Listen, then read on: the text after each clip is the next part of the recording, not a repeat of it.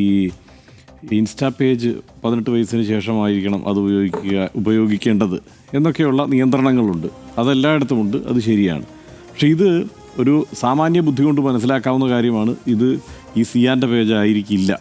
സിയാന് വേണ്ടി ആരെങ്കിലും തയ്യാറാക്കി കൊടുക്കുന്നതുമൊക്കെ ആയിരിക്കാം, ആ നിലയ്ക്കായിരിക്കാം. പക്ഷേ വളരെ സ്വാഭാവികതയോടെയാണ് ആദ്യത്തെ വീഡിയോ വന്നത്. അതിൽ ഒരു നമുക്കെന്താണ് വളരെ സന്തോഷം തോന്നിക്കുന്ന ഒരു വീഡിയോ, അത് ഏത് രാഷ്ട്രീയ പാർട്ടിക്കാരൻ കണ്ടാലും സന്തോഷം തോന്നിക്കുന്ന തരത്തിലുള്ള ഒരു വീഡിയോ. നേരത്തെ സനീഷ് പറഞ്ഞതുപോലെ നമ്മൾ ചെറുപ്പത്തിൽ ഈ കുടിൽ കെട്ടി വീടാണെന്ന് പറഞ്ഞ് വീട് വെക്കുമല്ലോ, നമ്മളെല്ലാം വെച്ചിട്ടുണ്ട്. അതുപോലത്തെ ഒരു പാർട്ടി ഓഫീസാണ്, അല്ലാതെ ശരിക്കുള്ള പാർട്ടി ഓഫീസാണോ അത്? അല്ല.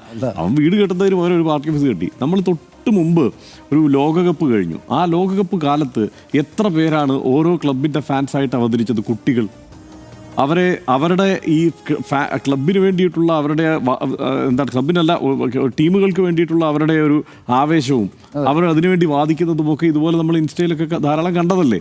ഇത് ഇതിനകത്ത് കുട്ടികളെ വിൽപ്പന ചരക്കാക്കുന്നു എന്നൊക്കെയുള്ള ചർച്ച മറ്റൊന്നായി തന്നെ നടക്കേണ്ടതാണ്.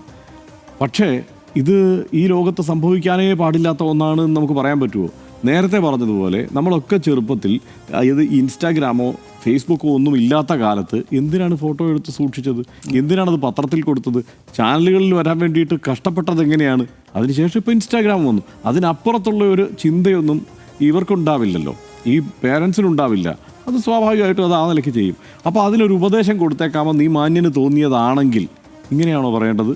അതായത് ഞാൻ ആദ്യത്തെ ലേഖനം വായിച്ചു നോക്കുമ്പോൾ അതൊരു 3/4 പേജ് ലേഖനമാണ്, നീണ്ട ലേഖനമൊന്നുമല്ല. 12 തവണ സിയാൻ്റെ പേര് പറഞ്ഞിട്ടുണ്ട്.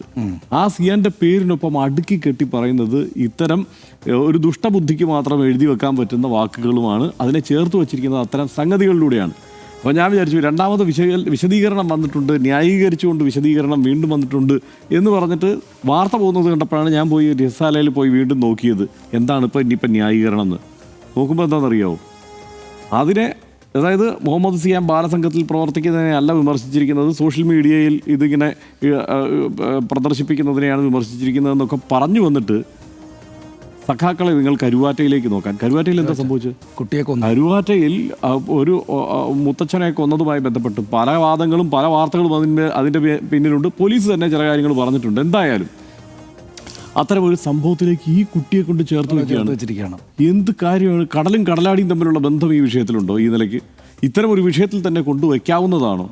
ഈ വീട്ടുകാരിപ്പോൾ ഈ ആദ്യത്തെ ലേഖനത്തെക്കാൾ രണ്ടാമത്തെ ലേഖനം കണ്ടു കഴിഞ്ഞാൽ ഒന്നുകൂടെ ഞെട്ടത്തില്ലേ?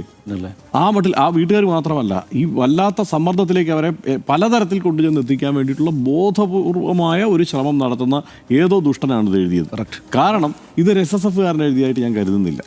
കാരണം നമ്മൾ ധാരാളം SSFകാരുമായി അടുത്തിടപഴകുന്നതാണ്. ധാരാളം SSFിൻ്റെ വേദികളിൽ നമ്മൾ പോയിട്ടുണ്ട്.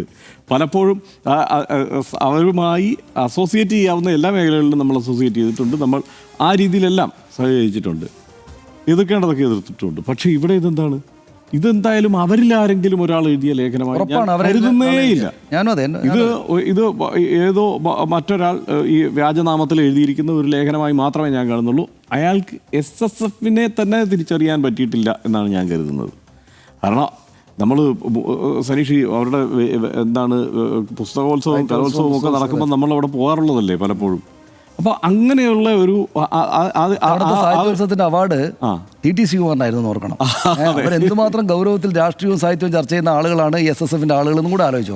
അതാണ്. അപ്പോൾ ആ നിലയ്ക്കൊക്കെ കൈകാര്യം ചെയ്ത ഒരു സംഘടനയുടെ മുഖമാസികയിൽ വരുന്ന ഒരു ലേഖനം എന്ന നിലയ്ക്ക് ഇതിനെ നമ്മൾ കുറേ കൂടി ഗൗരവത്തിൽ ചർച്ച ചെയ്യണം എന്നുള്ളത് കൊണ്ടാണ് നമ്മളിന്നിപ്പോൾ ചർച്ചയ്ക്ക് എടുത്തിരിക്കുന്നത്. നേരത്തെ സനീഷ് സൂചിപ്പിച്ചു, ഇപ്പോൾ ഈ ഇത്തരം എന്താണ് പിന്നെ മതപരമായ കാര്യങ്ങളിലൊക്കെ കുട്ടി പ്രഭാഷകർ ഏറ്റവും കൂടുതൽ ഇവിടെ വിമർശന വിധേയമാകുന്ന, ഇതിനു മുമ്പ് ഇത്തരത്തിൽ വിമർശന വിധേയമായിക്കൊണ്ടിരുന്ന ഒരു സംഗതി എന്താണ്? കുട്ടി പ്രഭാഷകർ. ഇവരെ 3 വയസ്സ് 4 വയസ്സ് ഉള്ളപ്പോൾ ഓരോ കുട്ടികളെ ഇങ്ങനെ മതം പഠിപ്പിച്ച് ഇങ്ങനെ പ്രദർശിപ്പിക്കാൻ വെച്ചിരിക്കുകയാണ്. അവരുടെ വായിൽ കൊള്ളുന്ന കാര്യമല്ല പറയുന്നത് എന്നുള്ളത് വലിയ വിമർശനമാണ്. നിരന്തരം ഇവിടെ സംഭവിച്ചുകൊണ്ടിരിക്കുന്ന കാര്യമാണ്. മാത്രമല്ല അവരുടെ ചിന്താശേഷിയെ എല്ലാം ആകെപ്പാടെ തകർക്കുന്ന തരത്തിൽ, അതിനെ വല്ലാതെ നിയന്ത്രിക്കുന്ന തരത്തിലാണ് പ്രത്യേകിച്ച് മതമാവുമ്പോൾ ഇത് സംഭവിക്കുക എന്നുള്ള വിമർശനം ഇവിടെയുണ്ട്, സമൂഹത്തിലുണ്ട്. മതം എന്നുള്ളത് ഒരു തിരിച്ചുപോക്ക് സാധ്യമല്ലാത്ത ഒരു സംഗതി പോലെ തന്നെയാണ് കണക്കാക്കേണ്ടത്. അതേസമയം രാഷ്ട്രീയം എന്നത് ഒരു തിരിച്ചുപോക്കോ മറ്റു പരീക്ഷണമോ ഒക്കെ എളുപ്പത്തിൽ സാധ്യമാകുന്ന ഒന്നുകൂടിയാണ്. ആ കാര്യത്തിൽ ഒരു പ്രശ്നമില്ല. ഇപ്പം ഞാൻ സ്കൂളിൽ പഠിക്കുന്ന കാലം വരെ KSUവിൻ്റെ നേതാവാണ്. സ്കൂൾ കഴിഞ്ഞ് കോളേജിൽ എത്തിയപ്പോൾ SFIയുടെ നേതാവാണ് എന്ന മട്ടിൽ എനിക്കത് രാഷ്ട്രീയത്തെ തിരുത്താനുള്ള ഒരു സാധ്യത നമുക്കുണ്ട്. സ്കൂളിൽ നമ്മൾ കുട്ടിയായിരിക്കുമ്പോൾ തന്നെ അതിനെ പരീക്ഷിക്കാനുള്ള സാധ്യത കൊടുക്കുകയല്ലേ വേണ്ടത്. അതിനു പകരം ഇത് മിണ്ടിപ്പോകരുത് എന്ന് പറഞ്ഞാൽ ഇപ്പോൾ ആ രണ്ടാമത്തെ വീഡിയോയിൽ കണ്ടില്ലേ എങ്ങനെ മലാല യൂസഫ്സായി ഉണ്ടാകുമായിരുന്നു. 23-ാമത്തെ വയസ്സിൽ ഭഗത് സിംഗ് തൂക്കിലേറ്റപ്പെടുമ്പോൾ ഇവിടെ ചെയ്തു വെച്ച കാര്യങ്ങൾ ചില്ലറയാണോ? 23 വയസ്സേ ഉള്ളൂ.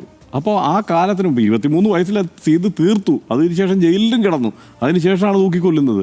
അപ്പോൾ അതിനു മുമ്പ് ഈ പറഞ്ഞ കുട്ടിക്കാലത്താണല്ലോ അദ്ദേഹത്തിൻ്റെ മറ്റെല്ലാ പ്രവർത്തികളും അദ്ദേഹത്തിനുണ്ടാവുന്നത്. അദ്ദേഹത്തിൻ്റെ അദ്ദേഹത്തിൻ്റെ ഫിലോസഫി അദ്ദേഹം ഒരിടത്ത് കൊണ്ടുവന്ന് വെക്കുന്നത്, അതിനെ പരുവപ്പെടുത്തിയെടുക്കുന്നതൊക്കെ ഈ കുട്ടിക്കാലത്താണ്.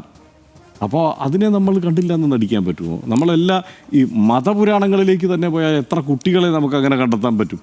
അപ്പോൾ അങ്ങനെയല്ല ഇതിനെ വിലയിരുത്തേണ്ടതെന്നുള്ള കാര്യത്തിൽ സംശയമൊന്നുമില്ല. ഇക്കാര്യത്തിൽ രാഷ്ട്രീയം പറയുന്നവർക്ക് രാഷ്ട്രീയം പറയാനുള്ള അവസരം ഉണ്ടാകണം. രാഷ്ട്രീയം അവർ നാളെ ഇനിയിപ്പോൾ ഇതെല്ലാം ഇതിനകത്തൊരു കുഴപ്പം കൂടിയുണ്ട്. ഇതിപ്പോൾ നേരത്തെ സനീഷ് പറഞ്ഞു പോയതിനകത്തതുണ്ട്.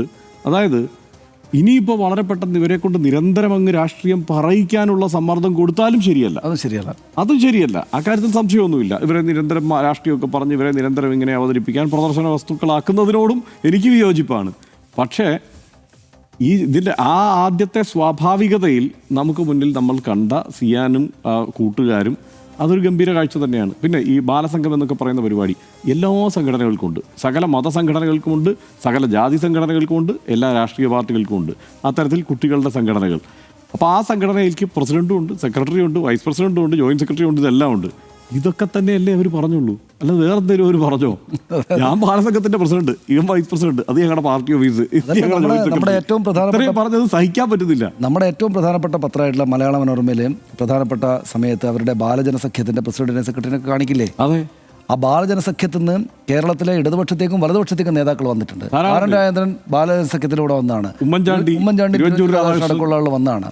പിന്നെ അപ്പോൾ ബാലസംഘത്തിലൂടെ വന്ന ആൾക്കാരുണ്ട്. അപ്പോൾ ഇത് മാത്രം കാണുമ്പോൾ എന്തോ ഒരു ബുദ്ധിമുട്ടുണ്ടാകുന്നതിൽ ആ തരത്തിൽ നമ്മളതിനെ അങ്ങനെ അയാളെ അതിനകത്ത് ഒറ്റ കാര്യമാണ് ഇതിനോട് ചേർത്ത് വെക്കാൻ. അതായത് ഈ സിയാനെ അവതരിപ്പിക്കുമ്പോൾ 12 തവണ സിയാന്റെ പേര് ആവർത്തിച്ചിട്ട് അതിനോട് ചേർത്ത് വയ്ക്കാൻ ഇയാൾ ഉപയോഗിക്കുന്നത് ഈ കരുവാറ്റയിലെ സംഭവവും മറ്റത് അശ്ലീലമാണെന്നുള്ള പറച്ചിലും ആ തരത്തിൽ ഏറ്റവും കനമേറിയ വാക്കുകൾ, ഏറ്റവും ക്രൂരമായ വാക്കുകളാണ് അതിനിടയ്ക്ക് തിരിയിരിക്കുന്നത്. ഇത് കട്ടക്കിടയിൽ ചാന്ത് തിരികുന്നത് പോലെ ഈ കട്ടി കൂടിയ ഇത്തരം നികൃഷ്ടമായ വാക്കുകൾ പ്രയോഗിച്ച ഒരു നികൃഷ്ടമായ ലേഖനം എന്ന് തൽക്കാലം അതിനെ പറഞ്ഞ് നമുക്ക് അവസാനിപ്പിക്കാൻ പറ്റുള്ളൂ.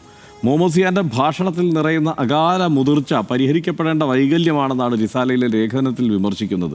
ആ 8 വയസ്സുകാരനെ ഉപദേശിക്കുന്ന ലേഖനത്തിൽ ഉപയോഗിച്ച പദപ്രയോഗങ്ങൾ ഒട്ടുമേ അംഗീകരിക്കാൻ കഴിയുന്നതല്ല.